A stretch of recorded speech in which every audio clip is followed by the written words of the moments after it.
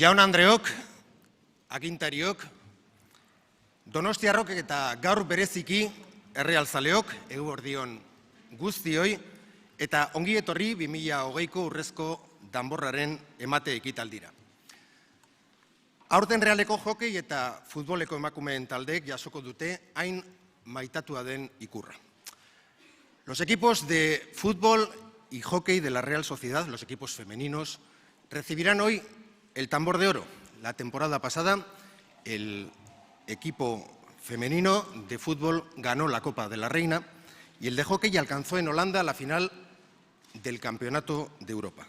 Esos éxitos deportivos nos ilusionaron y nos emocionaron, pero el reconocimiento que hoy queremos trasladarles va muchísimo más allá de esos éxitos puntuales. Aurtengo urrezko danborrak emakumezkoen kirolaren gorakada posible egin dutenen lana eta sakrifizioa aitortzeko balio behar du. Eta baita ere Donostiako goi mailako emakumezkoen kirol talde guztiek egin duten ibilbidea aitortzeko.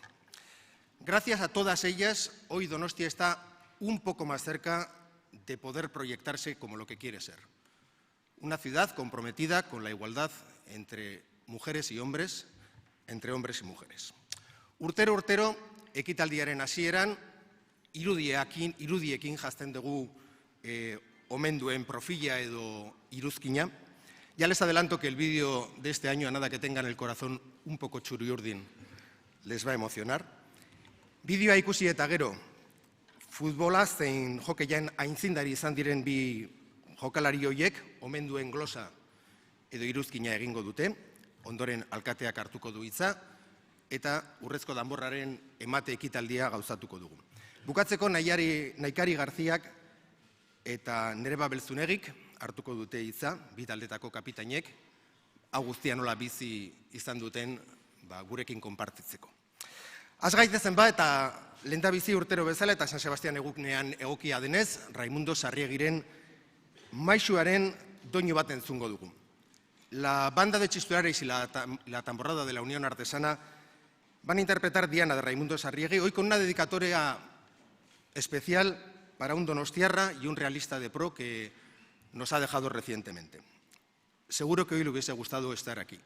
Me estoy acordando de un compañero, me estoy acordando de un colega, me estoy acordando del periodista Gorka Reizábal. Goian bego, Pato.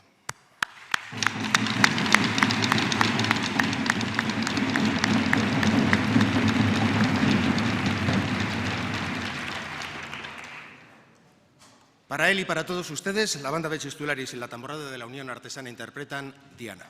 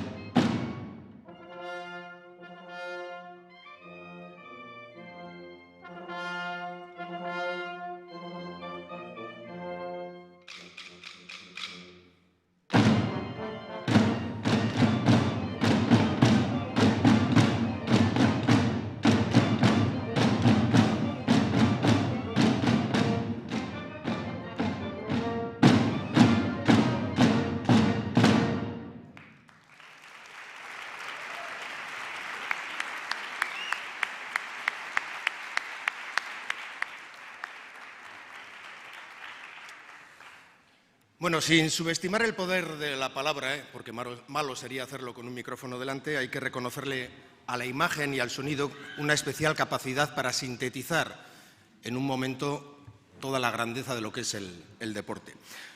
Urtetan zehar, historian zehar, errealzaleok gure memorian hainbat irudi gorde ditugu. Jesus Mari Zamoraren gola, El Molinonen, Atotxako berdegunearen diztira, 80ko hamarkada hortan, Txikiren gola, edo Luis Miguel Arkonadaren geldiketak La Romaredako finalean. Hori guztiari, iaztik eta hor eserita dauden emakumezkoen askori esker, beste irudi batzuk dauzkagu gure memorian betirako gordetzeko.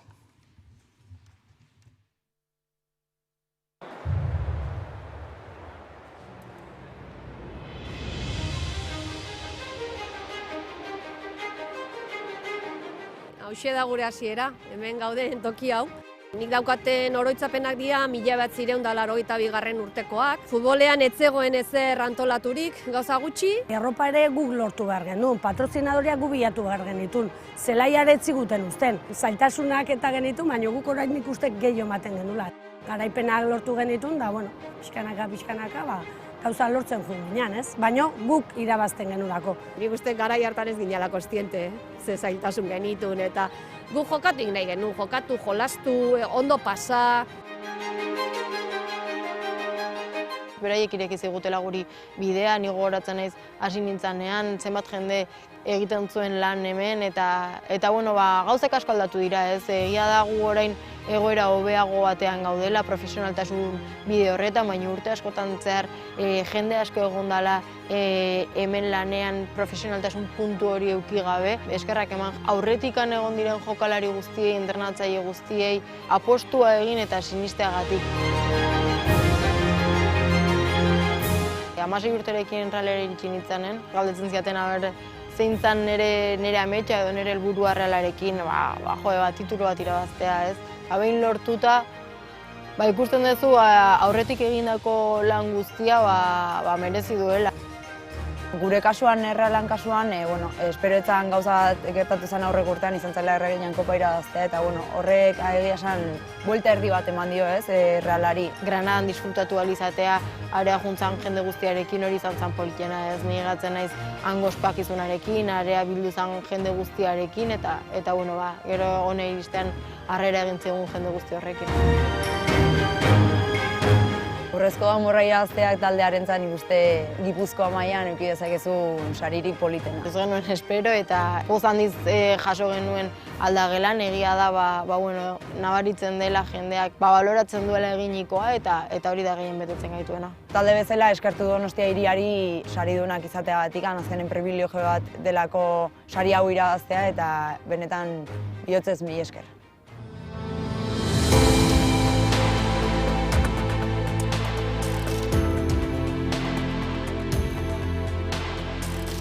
Apunté a un equipo que había de chicas de hockey más o menos en el año 69 o así, y aquí sigo.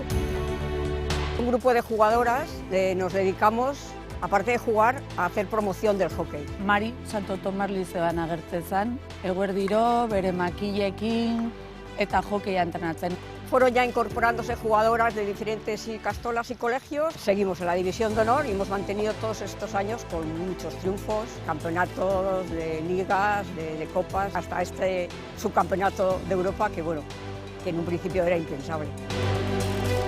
Europako txapelketa batean hain urrun isteak eta finalera heltzeak beste amets bat bezala bizi genuen, ez? Horrek bai eragin duela komunikabideetan gehiago ateratzea, jendeak hokeiaz gehiago jakitea eta horrek bai ere bultzatu duela ume gehiago apuntatzea. Hoy en día Donosti es un referente del hockey femenino.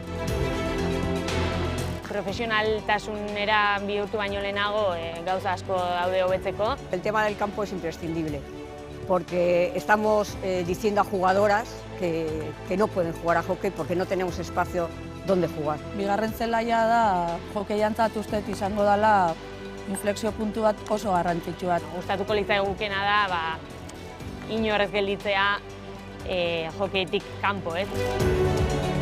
Horrelako premioak jasotzea guretzako izugarria da. Kriston horea, azkenean Donostiako sari potentenetako bat da. Que ese tambor de oro es de todas las jugadoras de las diferentes generaciones que desde que se creó el hockey en Donosti han pasado y han mantenido la Real Sociedad. Zati txiki bat bakoitzantzat, banatu. Milaka esker ematen dizkiot Donostiako hiriari, danbor hau guri emateko eta esperientzia hau bizitzeko egun zoragarri honetan.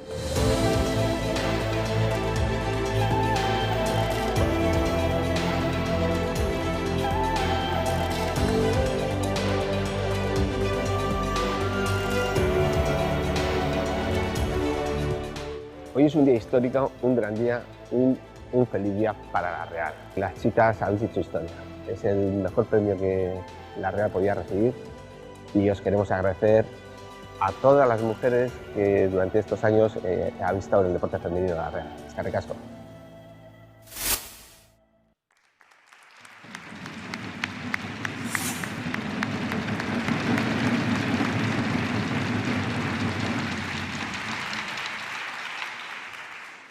Poco que añadir, solo se me ocurre una cosa. Eskerrik asko, neskak, qué gozada, de verdad, qué auténtica gozada.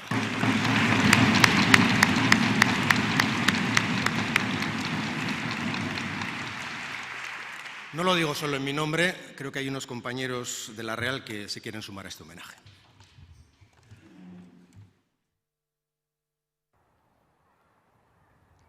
Kaixo neskak, hemendik gizonezko lehen taldetik zoriondu nahi zaituztegu egin duzuen guztiagatik eta guretzat ohore bat da Realeko ordezkari batek urrezko danbora jasotzea. Guretzat guztiontzat eredu bikaina zeate eta azkenean merezi zenuten hainbeste lana egin ondoren holako sari potente bat jasotzea. Hemendik zorionak eta haupa neskak. Hau ba.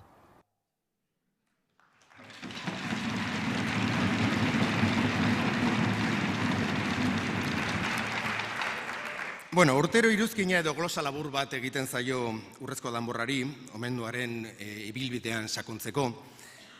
Aurten urrezko danborra kolektiboa da, talde bati ematen zaio, eta bikoitza bi taldek jasoko dutelako. Lehenago aipatu dizuet urrezko danborra jokalari gazte hauek jaso ahal izateko beste askoren lana eta gogoa izan dela aurretik. Mikel Laboak abesten zuen gu sortu ginen enbor beretik sortuko dira besteak, burruka hortan iraungo duten zuaitz ardaska gazteak.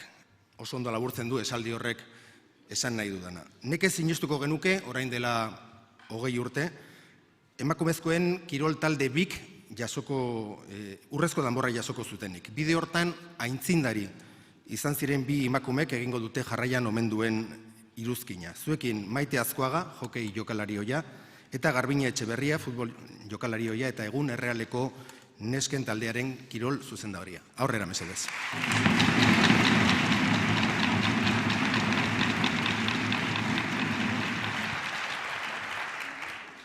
Eguerdion guztioi, pozgarria da udaletxeko plenoa jendez beteta ikustea bi talde hauek txaletzeko irrikitsu.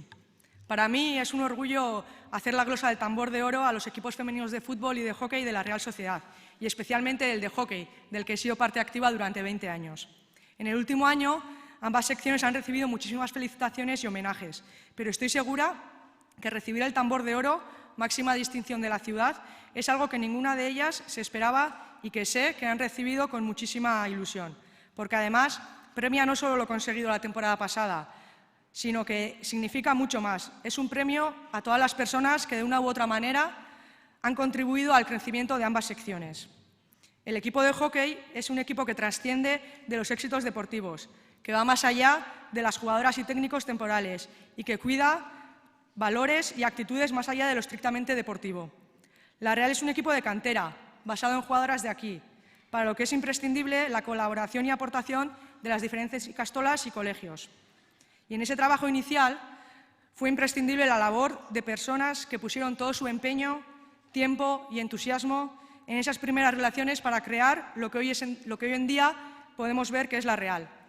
Gente como María Estarán, con su trabajo en el Liceo Santo Tomás, Arantxa Urruzuno, que está por ahí arriba en Los Ángeles, o Joan Talbot en el San Patricio, han sido personas imprescindibles en el desarrollo del hockey de la Real Sociedad.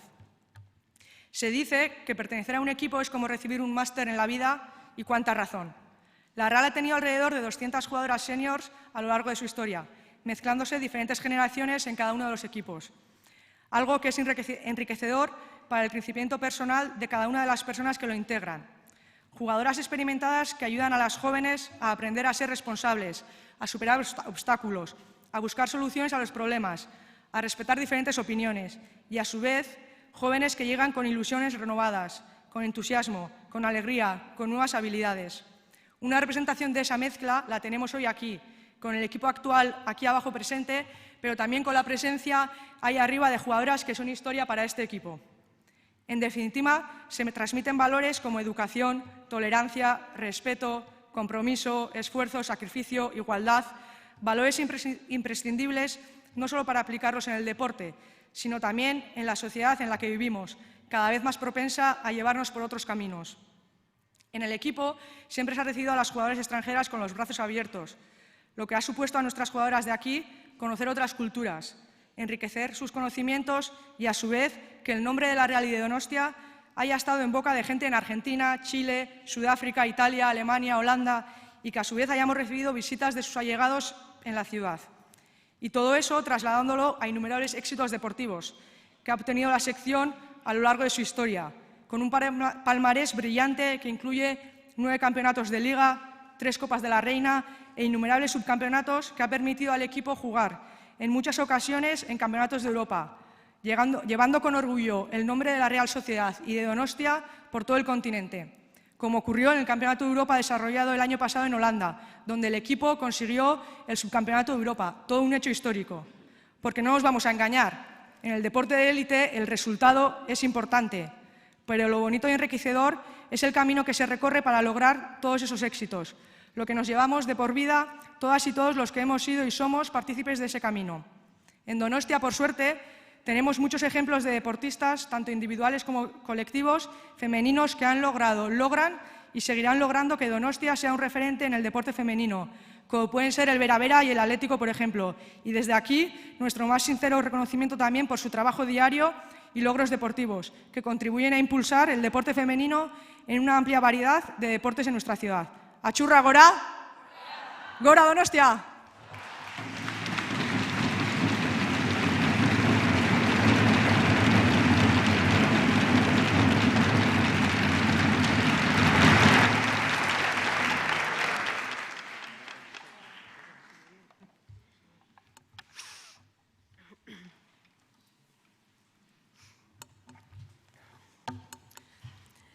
Eguardion guztioi. Eskerrik asko gaur honelako eszenatoki batean egoteagatik. Ze gozamena, hemen zuekin egotea. Eta motibo polit batengatik, emakumea, kirola eta futbola. Gainera, paisaia berezian, Kontxako hondartzaren ondoan. Hementxe hasi zen dena. Nire kasuan, nire belaunaldikoenean. Duela 40 urte, urte batzuk baditut. Ikastetxetako neskak elgartzen ginen, gehien gustatzen zitzaiguna egiteko. Nondik gentotzen jakin gabe, baina norantz joan nahi genuen argi izan da. Nora? Urruti. Gehien gustatzen zitzaiguna eginez, kirola egin eta futbolean jokatu. Hori zen gure nahia. Hondartza, hondarra, lurra, lokatza, grabillako zelaiak, botak eta kamisetak etxean garbitzea. Nola aldatu den. Baina gure hastapenetako ilusioa, orain, zuena bezalakoa zen. Esfortzuari eta azteko gogoari esker, ausartak, ekintzaileak, eta ezeren beldurri gabe, aurrera egitea lortu genuen. Orain, begirada atzera bota eta garaiaiek gogoratzen ditudanean, baldakizu zer sentitzen dudan. Miresmena, poza eta arrotasuna. 70ko eta 80ko hamarkadetan, Futbolean jokatzen hasi ziren jokalari guztienganako miresmena. Betidanik gizonezkoen izan den kirolean. Guztiak gogoratzen ditut. Zaletasunagatik jokatzen zutenak, federatuak, maila altura iritsi zirenak, bidean gelditu zirenak.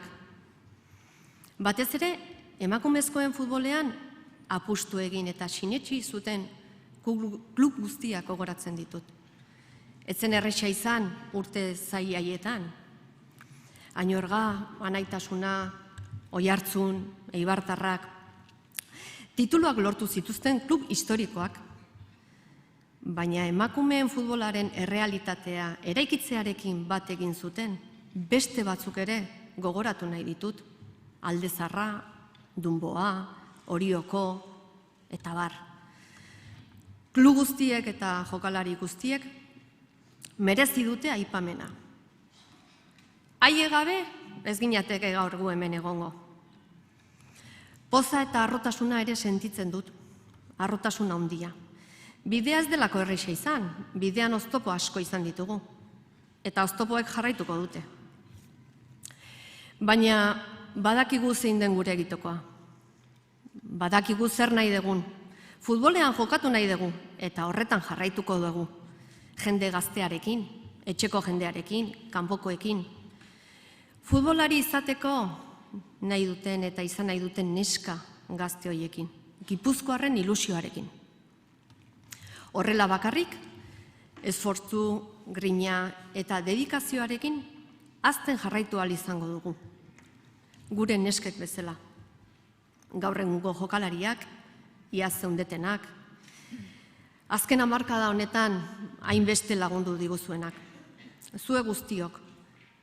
Zuen lana eredugarria izan da, borroka eta sakrifizioa, une honak eta ezain honak. Zuetaz harro gaude. No pain, no gain, hori osaten eta oihukatzen zuen gure tximis maiteak. Zenbat zenekien tximis? Klubeko estamentu guztietako langileak eskertu nahi ditut. Gure presidentea den Jokinetik hasi eta beraino, edo betik hasi eta goraino. Eta jakina, nola ez, familiak ere oso garrantzitsuak izan zerate. Iazko maiatzaren 11ean sari handi bat lortu genuen, erreginaren kopa. Denok ikusi eta gozatu genuena. Baina gaur, Donostiak eman diezagukeen saririk onena jasotzen dugu, hiriaren eta jendearen aitortza. Zalantzari gabe, pozez gainezka eta bihotza ikutzen digun saria ere. Neskak, pozik eta erro egon zaitezkete. Gauza bakar batek are zoriontsuago egingo gintuzke. Emakumeak, emakumezkoen kirolak eta emakumezkoen futbolak azten jarraitzeak. Eta errekonozmendu handiagoa izanez. Bidean goaz, ez gaitezen gelditu orain. Aurrera neskak, aurrera Reala, gora Donostia!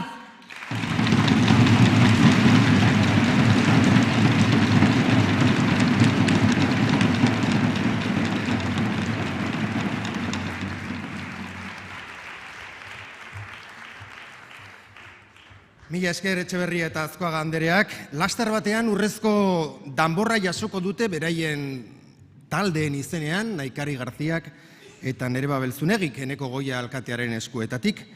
Alkate jauna, donostiar guztien izenean hitz egiteko zurea da hitza.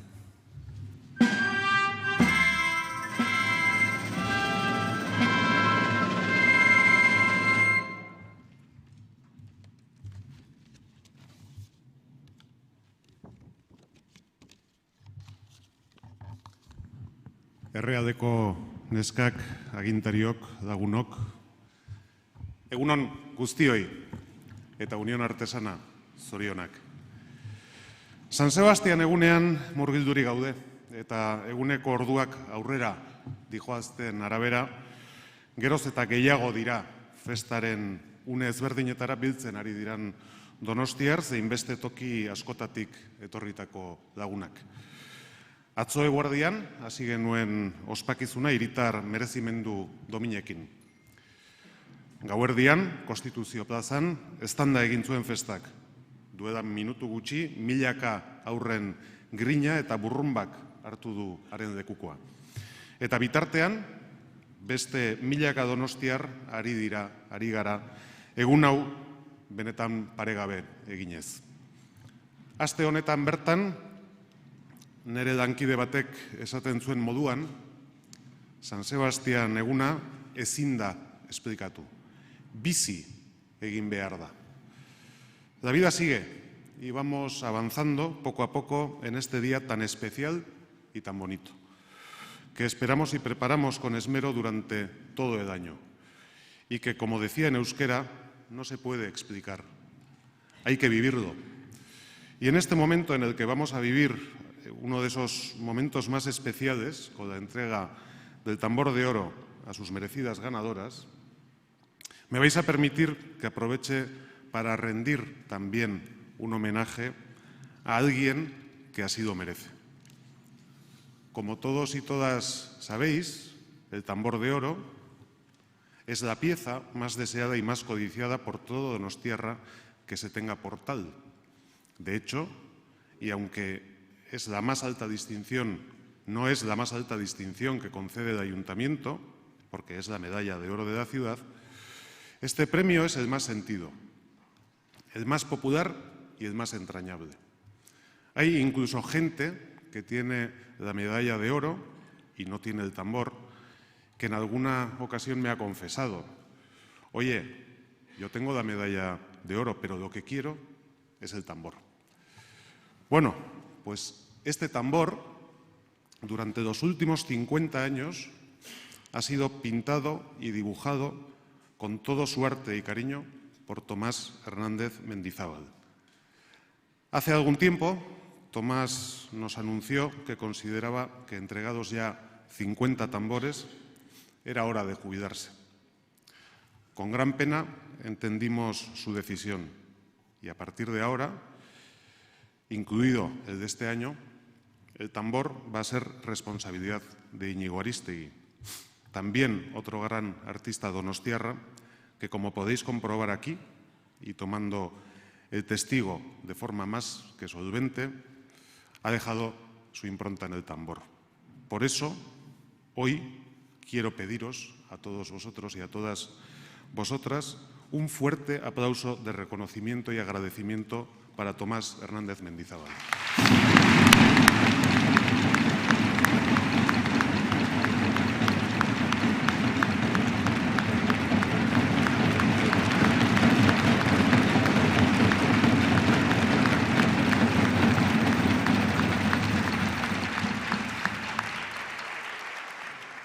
Bueno, y ahora sí, vamos a hablar de lo que nos ha reunido aquí. Egia esan, Donostiak baditu hainbat ezaugarri hiriari nortasuna ematen diotenak. Atzo, hiriaren arimaz mintzatu nitzaizuen. Eta uste dut, badaudela hainbat ikur gureak direnak, eta denok, edo ia denok, partekatzen ditugunak. Ziur, nerekin bat zatozte da, esaten badut Donostiaren ikur horietako bat danborrada dela. Eta bigarren bat aipatu behar baldin badegu, hori noski erreala dela. Coincidiréis conmigo en que la tamborrada y la real son dos de esos símbolos que compartimos al 99,9%. Todos los donostiarras. Bueno, en esto, como en todo, siempre habrá algún donostiarra que no esté de acuerdo. Pero bueno, forma parte también de nuestra manera de ser. Son símbolos de los que nos sentimos muy orgullosos y que además marcan nuestro carácter y nuestra identidad. Y a esos dos elementos que compartimos y que apreciamos, creo que tenemos que unir los otros dos rasgos que definen el tambor de oro de este año: deporte e igualdad. Venía repasando los 4 tambores que me ha tocado dar en estos últimos 5 años. 3 de ellos han ido dirigidos a mujeres. La verdad es que eso quiere decir algo.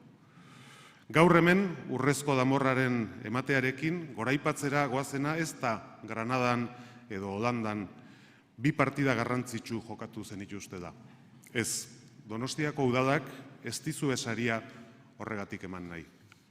Gaur hemen saritu eta ozen aldarrikatu nahi deguna da, gizarteko beste alor guztietan bezala, kirolean ere, emakumezkoek zuen lekua dezute da, eta gainera, kirolaren goi mailan bikain aritzen zerate da. Guztiona den gizarte lorpen bat bezala ulertu behar dugu aurtengo urrezko danbor hau.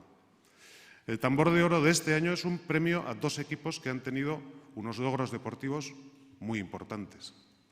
Pero es también un reconocimiento al deporte femenino de esta ciudad, que también en otras disciplinas como el baloncesto, el balonmano, el softball o el remo, el piragüismo, el atletismo y tantos otros deportes están demostrando que es capaz de competir al más alto nivel.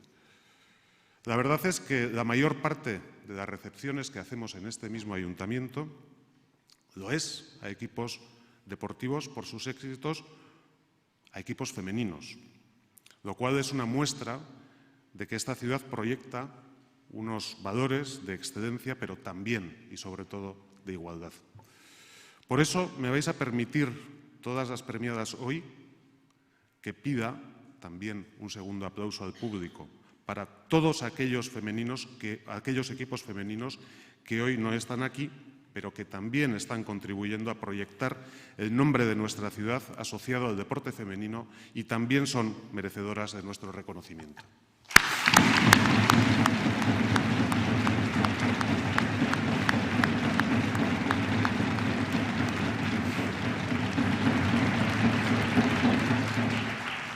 Bueno, va siendo hora de ir acabando para que podáis subir aquí y vivamos el momento más especial del día. En breve os vamos a hacer entrega del Tambor de Oro. Ya sé que este año habéis recibido muchos otros premios, pero sé que para vosotras este no es solo uno más, y es que de verdad que no lo es. De hecho, Joaquín ya me ha prometido que vais a ofrecer este tambor a toda la afición en Anoeta y que luego lucirá en vuestras vitrinas junto a otros títulos que ha ganado este club. Os quiero decir 2 cosas, bukatzeko. La primera, que en nombre de todos los donostiarras y de las donostiarras y del resto de guipuzcoanos y guipuzcoanas sigáis defendiendo la camiseta que lleváis con el mismo orgullo y la misma pasión con lo que lo habéis hecho hasta ahora. Porque eso os hará y nos hará vivir momentos inigualables como los que pudisteis y con vosotras todos pudimos vivir en Granada o en Holanda. Eta bigarren y segundo, que no olvidéis que sois un ejemplo para muchas personas y muchas chicas jóvenes. Y esa es una gran responsabilidad. Ardura handia daukazute. Zuek daukazuten ardura hori adik eta modurik onenean eramatea tokatzen zaizue. Eta ez daukat inolako zalantzarik horrela egingo dezutela. Mila esker bihotzez eta zorionak.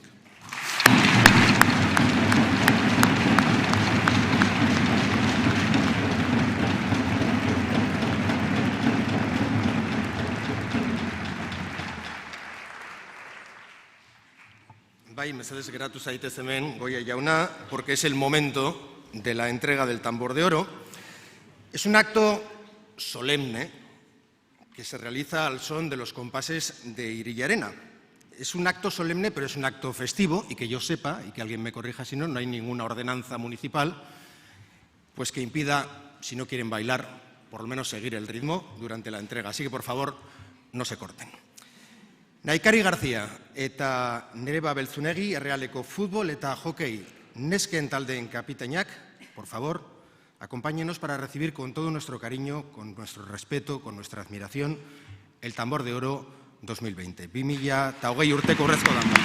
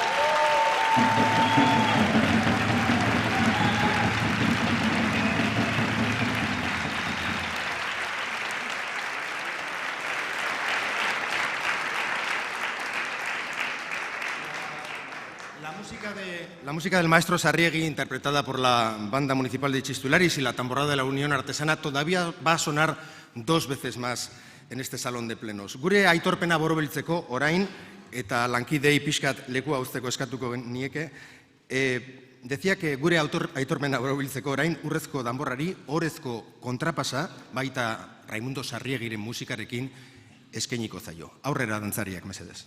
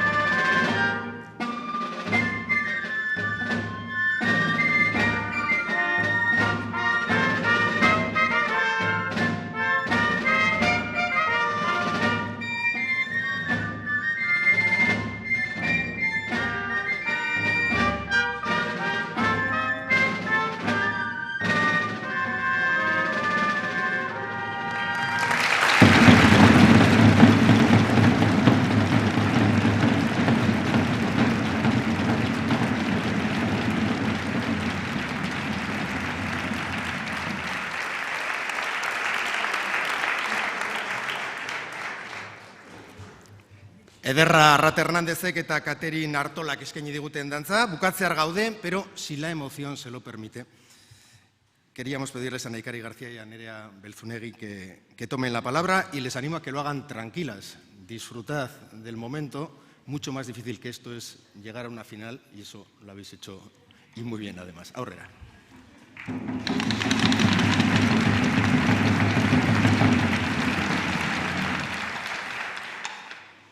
Kaixo guztioi, ohore handia da niretzat gaur hemen egon ahal izatea, nire taldekide guztiak ordezkatzen. Baina ez hauei bakarrik ordezkatzen. Gaur, zenbait kirolariren izenean hitz egiten dut. Realeko belar jokeianen historia idatzi duten kirolari guztien izenean. Kirol minoritario honenganako maitasuna adierazi duten guztien izenean, hain zuzen. Haien grina gabe ez ginake gaur hemen egongo. Azken hamarkadan Realak izan duen urrezko belaunaldirik gabe ere ez ginake hemen egongo. Gaur jasoko dugun urrezko ranborra bezain preziatua. Bai ligan, bai kopan txapeldun orde izan eta Reala gorenera eramateko borrokatu zuen taldeak, txapeldun izan arte. Eta horrela iritsi ziren garaipenak. Eta haiekin batera gaur egun garena. Txikitatik, estika gu baino handiagoa zenetik, jokeia maite,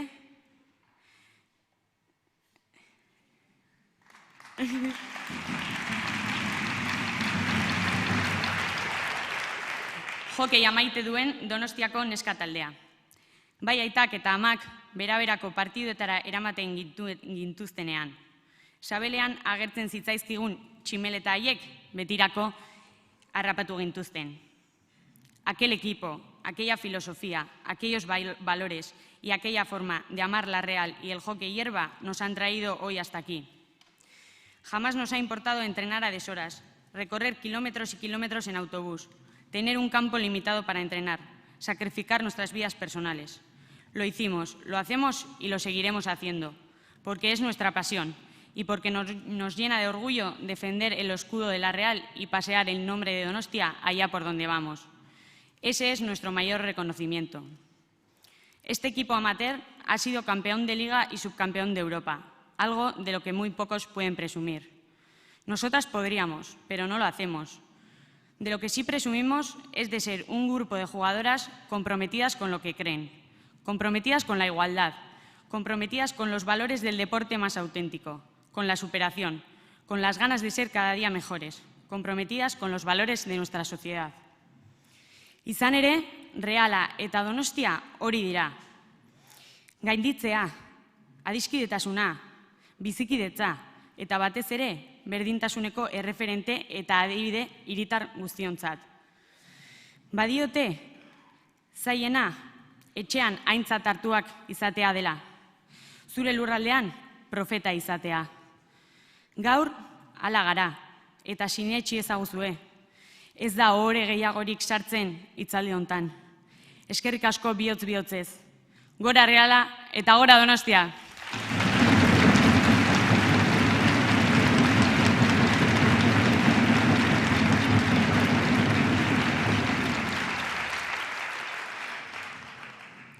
Eguerdion guztioi. Nire taldekideen ordezkari izatea egokitu zait egun berezi honetan. Ziur nago, ondorengo hitzek guztion sentimenduen islada izango direla. Maiatzan, Granadaruntza abiatu ginenean, helburu bat genuen buruan. Kopa etxera ekartzea, eta lortu genuen. Sufrimendu gabe ez dago saririk.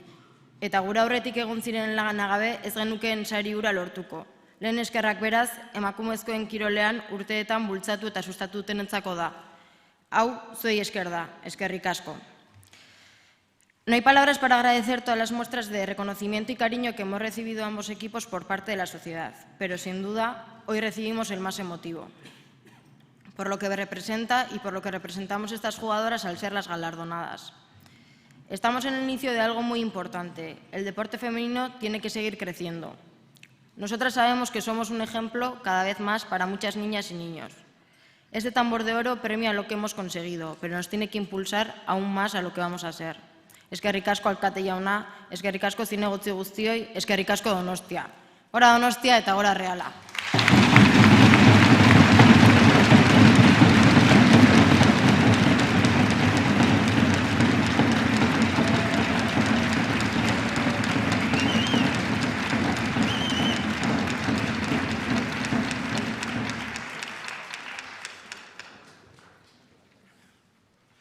Mila esker bioi, zorionak eta honen bestez amaitu da ekitaldia, baina Donostiako martxa entzun gabe ez gara joango.